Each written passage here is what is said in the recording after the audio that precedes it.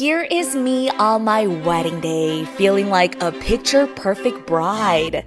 Now, what you didn't see is that I was actually sweating through my gown in this 82-degree humidity in Aruba, but my hair stayed flawless throughout the night. What's my secret? Well, let's just say my hair prep actually started a few weeks ago. There are only a couple more weeks left until my wedding. I'm actually getting ready to do another round of Gussi's at-home keratin treatment. Step 1, I'm gonna wash my hair with a priming shampoo twice, then towel dry.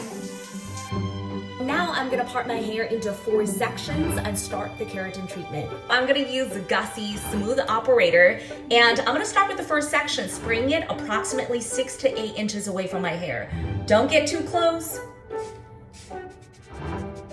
Now take a comb and brush through that section to make sure every part of my hair is getting that treatment. My entire head is gussified. I pulled it back into a bun. We're gonna let it chill for about 15 to 20 minutes. Then I'm gonna hop in the shower and use lukewarm water to rinse for only 30 seconds. Now I'm gonna blow dry my hair.